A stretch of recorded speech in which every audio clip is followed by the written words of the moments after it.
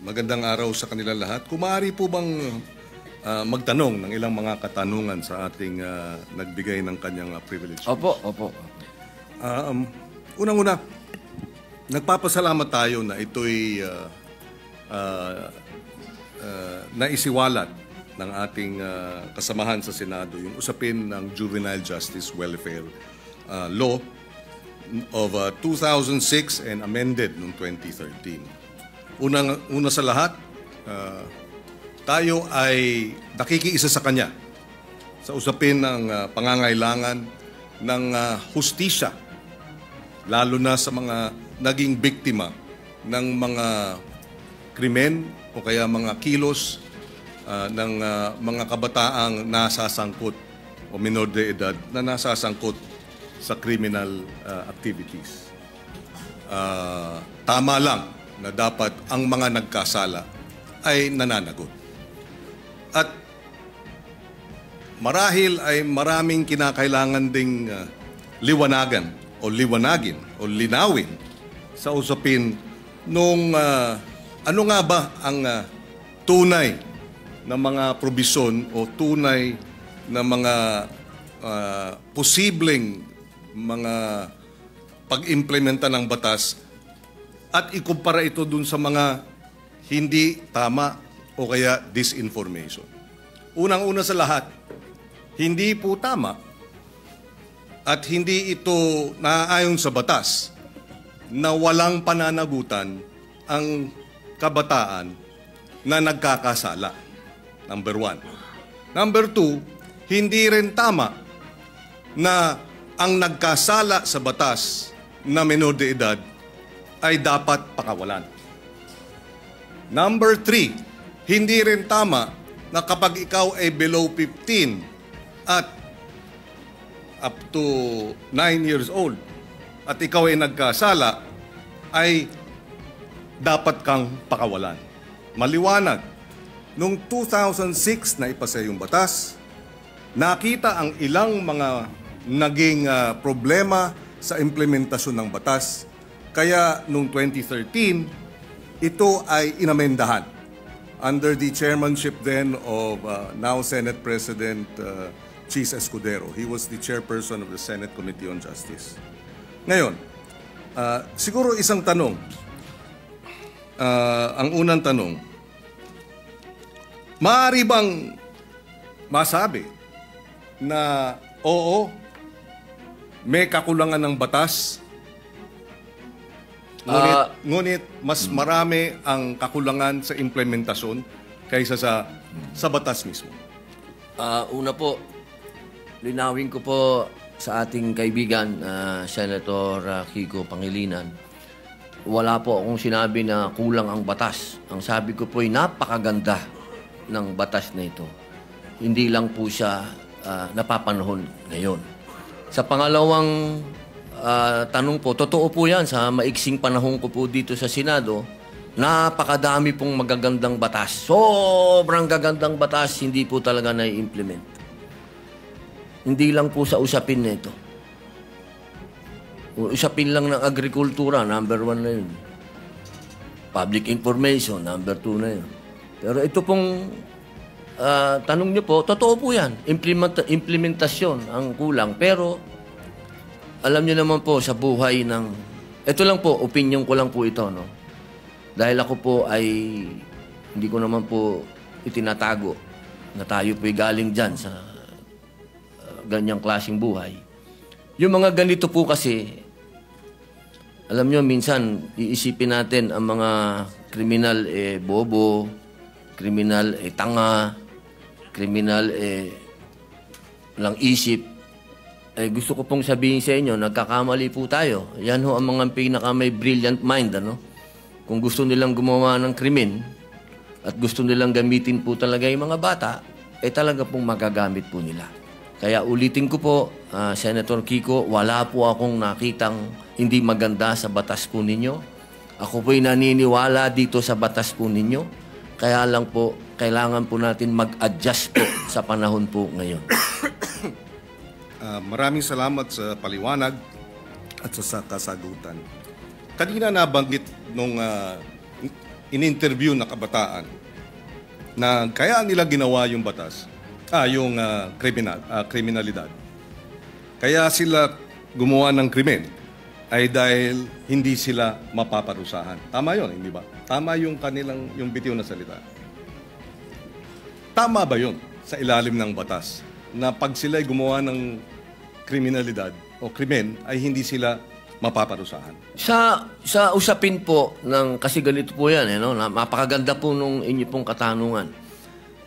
Ang bata kasi, kahit siya, lalahatin ko na po, kasi ganito yan pagka sinabi mong pananagutan, ang kaduktong po nun, dapat may parusa.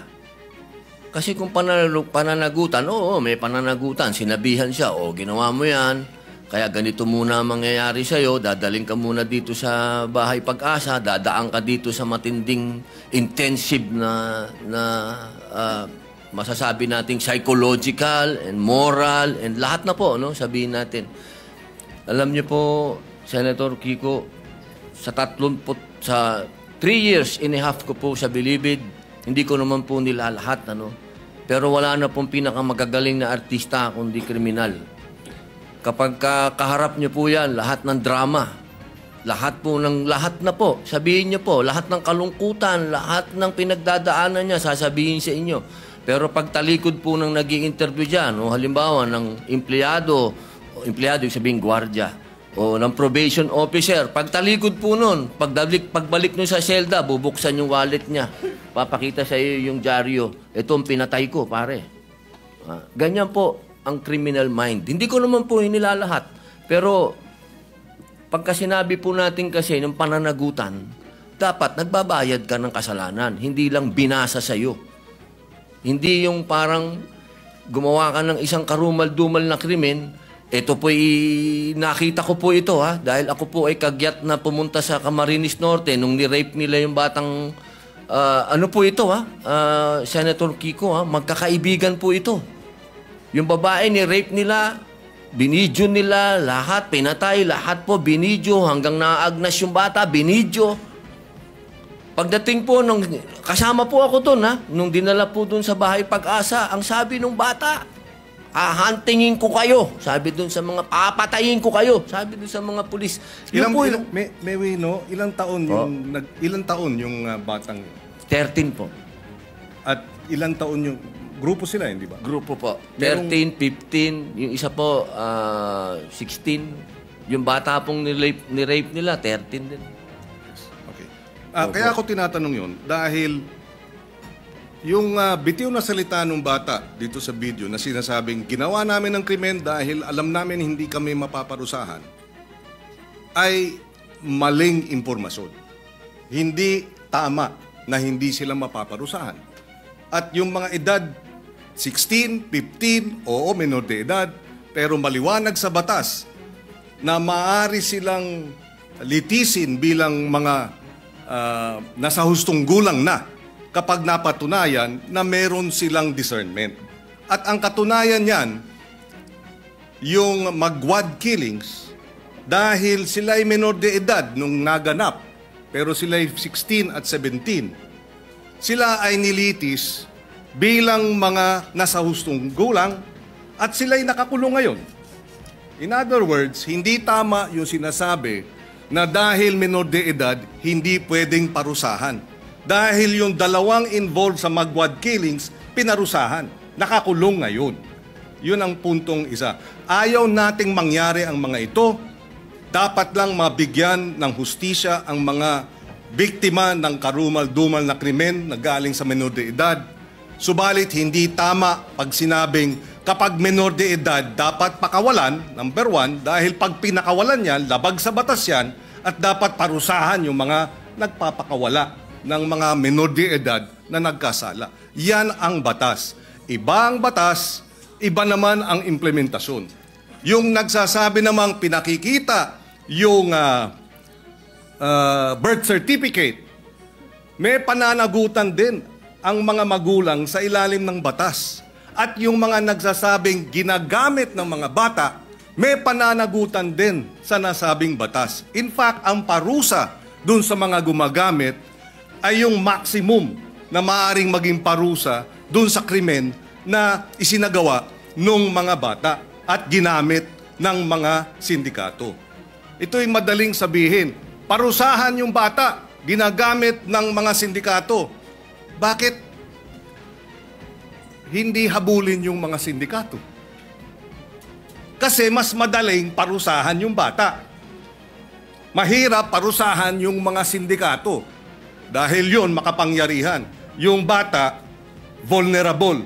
Ginamit na ng mga sindikato, exploited na, biktima na, dahil ginagamit at kinakasangkapan, at mabibiktima ulit ng Estado dahil kailangan silang parusahan at ikulong.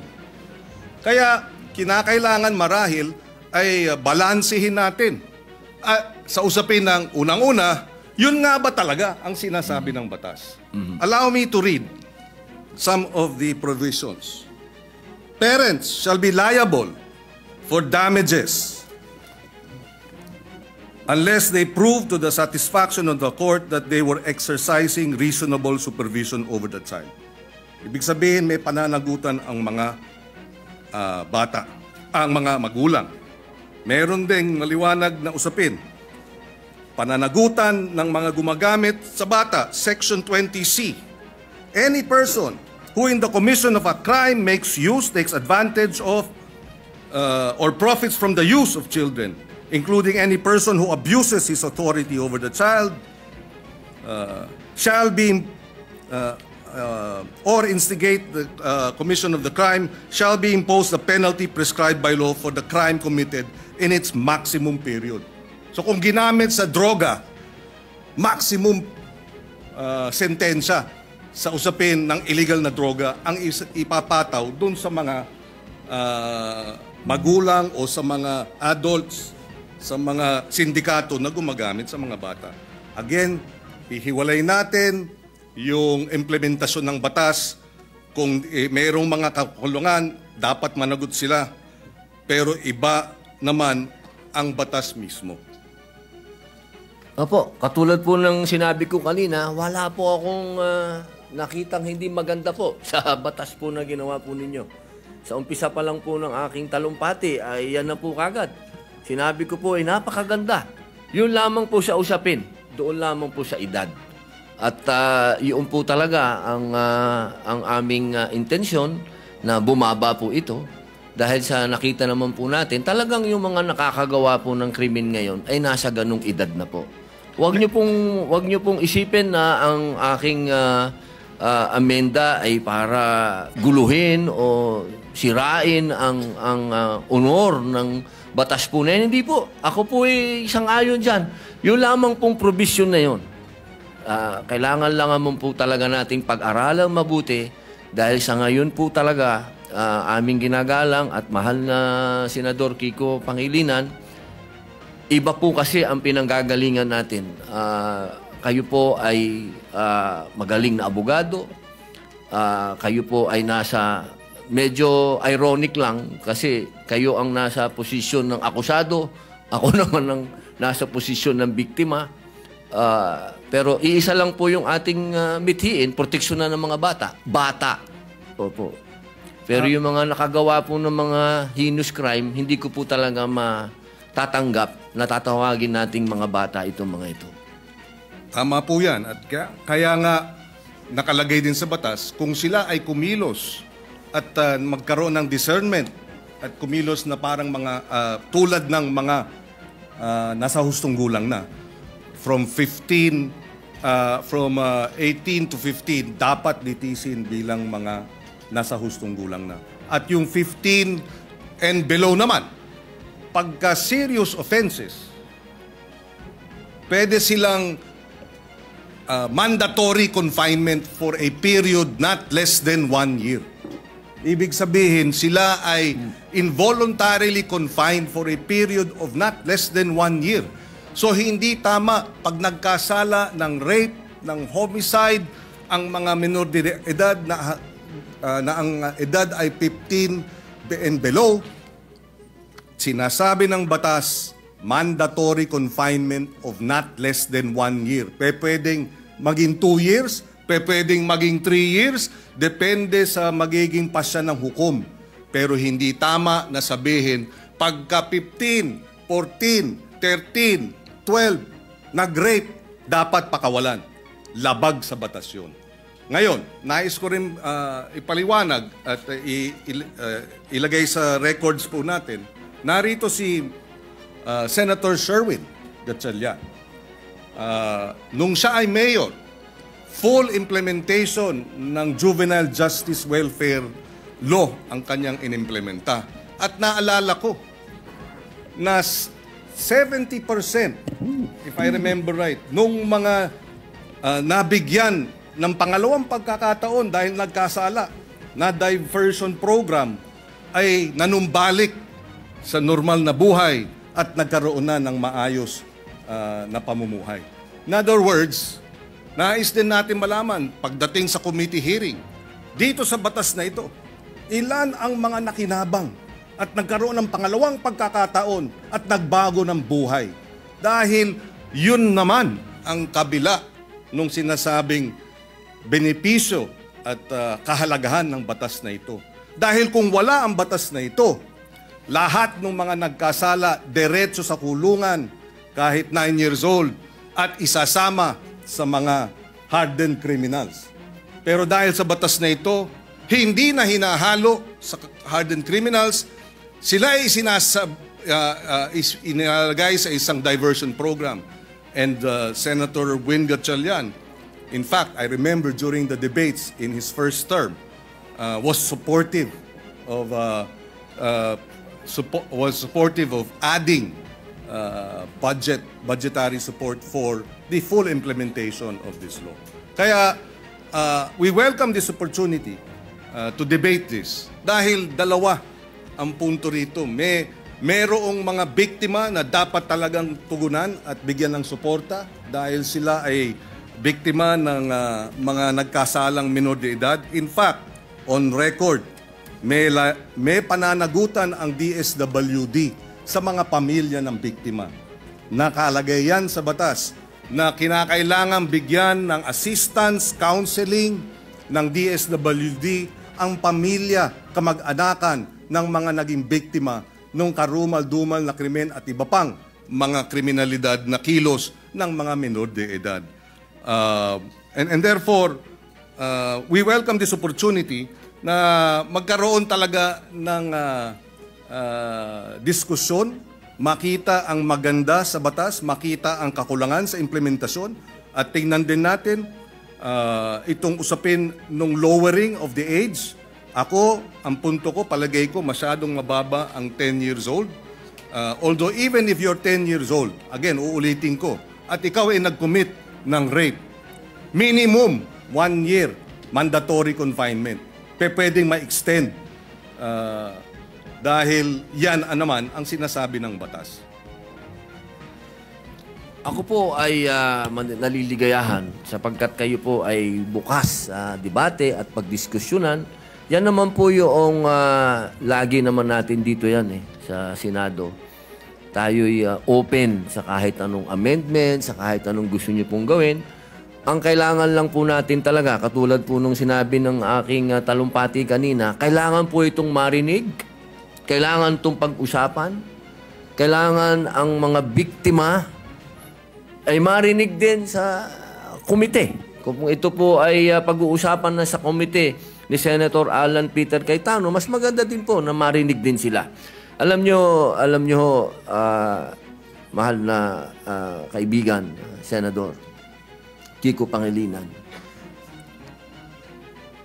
yung pagkakataon na ang kabataan po natin sa ngayon, kapag sila ay nakita nila kasi na tayo easy-easy lang, at alam naman natin na kayo po mismo ang nagsabi, may problema sa implementasyon at napanood pa nila ngayon yan, nako, lalo na naman lalakas po ang mga loob ng mga sindikatong bata.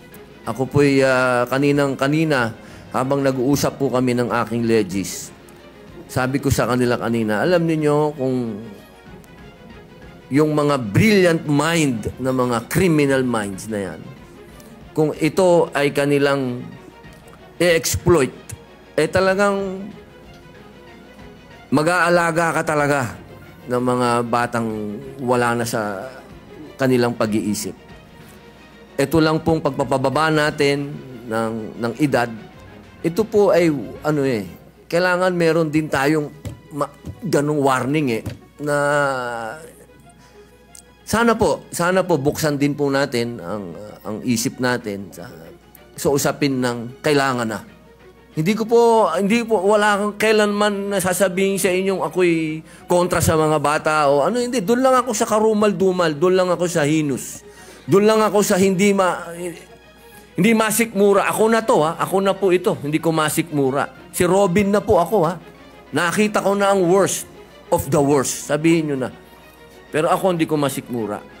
Yun lang po ang punto ko. Wala ako ditong kahit kailan wala ako ditong kinokontrang personal o wala. Ako kung ano lang ang nasa kalsada, kung ano lang ang nasa 8% ng ating mga taong bayan, kung ano ang nararanasan ng mga naghihikahos sa mga lugar na ang kahirapan po talaga at ang mga kalukuhan at ang mga nandyan na ho talaga, ito po inilalatag ko sa inyo. Ako na po yung boses niyan. Kahit po sa sinasabi natin, makukulong yan, madadala doon. Alam nyo, ang isa ho dapat natin pinag-uusapan kung magkakaroon tayo talaga ng youth detention center. Kasi ako po talaga, patawarin nyo po ako, kung itong mga gumagawa ng ganitong kasalanan, hindi po yan pwedeng hindi mangulungan. At sinasabi nyo po, nandyan sa batas nyo yan, naniniwala po ako na dapat silang mangulungan talaga. Ang problema, hindi po nangyayari. Hindi po talaga. At yaan po ang nangyayari sa ground. Narinig nyo naman po ang sinabi din ng ating kasama ni si Senator Raffy, talaga pong may problema sa implementasyon. Kaya sana po kapag tayo po ay nag-hearing, nag-usap-usap, wag po nating isipin na yung batas po ninyo ay hindi po, never ko po yung gagawin, sir. Never. Ako po, gusto ko po magtulungan po tayo para masaayos po natin kung ano ang future ng ating mga kabataan, kung saan ang direksyon po nila. Katulad po ninyo ako, sumasama po ako sa inyo. Yun lamang po, ang dala ko po sa inyo ay point of view ng ibang naratibo naman. Naratibo po yan ng isang taong nakulong. Nakita ko, mga mata ko, ako po mismo, nung binanggit na ni Senator Bato, kanina, yung patungkol sa mga akyat bahay. Hindi naman po ako naging akyat bahay, pero pag nabasa niyo po yung aking biography, nakita niyo po yan. Talagang nagamit po tayo. Talaga ng mga sindikato. Nung ako'y bata. Kaya alam ko po ang pasikot-sikot talaga ng mentalidad na to. Kaya sana po, sa usapin na yon, makinig din po kayo sa akin. Total, malinaw naman po na tayo po ay binigyan ng pahintulot ng konstitusyon. Ang sabi, hindi naman lahat pwede kayo abogado dyan. May iba't iba kayong pwedeng magsasaka, pwedeng artista, pwedeng ex-convict. Dahil naniniwala ang saligang batas na lahat po tayo ay may mako-contribute dito. Sa plenaryo na to. Dito sa institusyon na to. At ito po ang aking pinaniniwalaan. Ito po siguro ang magiging contribution ko sa inyo. Nasabihin po sa inyo kung ano talaga ang estado ng ating criminal mind. Kasi talaga po yan, Wala na po tayong magagawa. Tanggapin na natin na nandito yan at paano natin naharapin. Sabi nga po, oo, pwedeng maging deterrent, pwedeng hindi.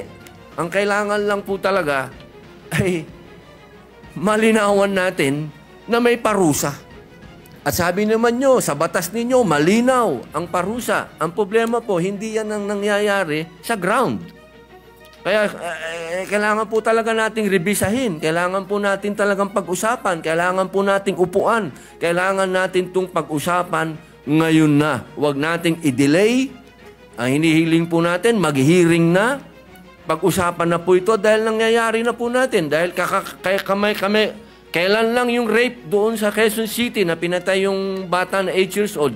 Ngayon may kinukwento si General Bato po, si Senator Bato na may pinatay lang na pinasok doon sa bahay. Scholar, sinaksak. So, sunod-sunod na po ito, sir. Yun lang po akin na sana ito pong sinabi po ninyo na tatanggapin nyo po lahat. pag-usapan na po natin sa hearing at dito po sa entablado at magkasundo na po tayo para yung taong bayan po, alam nyo naman po, siguro naman, naniniwala naman po ako na pwede tayong mag-meet sa gitna. Pag-usapan natin to. Wala naman pong hindi nakukuha sa pag-uusap. Ang kailangan lamang po, tanggapin natin na may problema sa ngayon ang kabataan dahil sobra na pong bata ang mga nakakagawa ng heinous crimes. Yun lang po yun. Wala po kong gusto sa inyong diskusyonan. Kami nagpapasalamat na nabanggit ni Senator Padilla itong usapin nga ng nariyan sa batas na dapat may parusa, angkop sa pagiging menor de edad. At meron naman talaga. Pwede talagang manatiling confined involuntarily, mandatory confinement for many years. 2-3 years pwede yan kung ikaw nagkasala bilang menor de edad. At nabanggit din niya, pero hindi ito ang nangyayari sa baba. So baka ang problema ay sa halip na amendahan yung batas, ipatupad ng tama yung batas. Pero ganun pa man, pakikinggan natin ang magkabilang panig. Ako'y naniniwala na ang kakulangan talaga is the implementation of the law rather than amending the law. Dahil pagka na-implementa ng tama, within 24 hours ng report, dapat ang batang involved sa serious offenses ay idadala na para sa mandatory confinement. Mabilis ang hinihiling ng batas na kilos ng gobyerno. Pag hindi ginawa yan, hindi yan problema ng batas, problema ng implementasyon. Kaya tayo ay bukas makinig, tayo ay bukas dun sa mga minumungkahi, pero ang ating paniwala, ang ating obserbasyon ay mukhang may kakulangan hindi sa batas kung hindi sa implementasyon niya ito. Dahil uulitin ko, yung mga 12 to 15 na nag-serious offenses, hindi dapat pinapakawala yan at mayroong parusang angkop sa edad nila at maaari silang manatiling naka-confine involuntarily. Ibig sabihin, wala silang karapatang lumabas. Their liberties are limited by at least 1 year and it can be even more. And finally, siguro, kailangan lang ipaliwanag, hindi po tayo kumbaga, ang sinabi kasi ng ating butihing senador, na siya ay para doon sa mga biktima at ako naman ay para doon sa mga akusado. Hindi po. In fact, yung amendment natin sa batas na ito ay dapat bigyan ng assistance, suporta, counseling ng DSWD ang pamilya at kamag-anakan ng mga biktima. Mandato yan. At pag nagkulang ang DSWD dyan, sila'y mananagot. Hindi tayo panig sa mga kriminal, hindi tayo panig o sa mga children in conflict with the law o yung mga inaakusahan. Hindi rin tayo panig basta-basta sa mga biktima. Panig tayo sa interes ng pagpapatupad ng tama ng batas. Dahil alam ko, pag tama ang pag-implementa sa batas, lahat makikinabang. Dahil nariyan naman ang mga probisyon para dun sa mga naging biktima at para dun sa mga children in conflict with the law. Maraming salamat po. Opo, ako po'y natutuwa at nanggaling po sa ating mahal na senador na open po siya sa pagdiskusyonan to. At kanina lang po, nabanggit niyo po kanina, parang open na kayo mag-amenda tapos binawin niyo. Doon lang po ako naguluhan. Pero sana po, pag-usapan na lang po natin. Maraming salamat po sa inyo.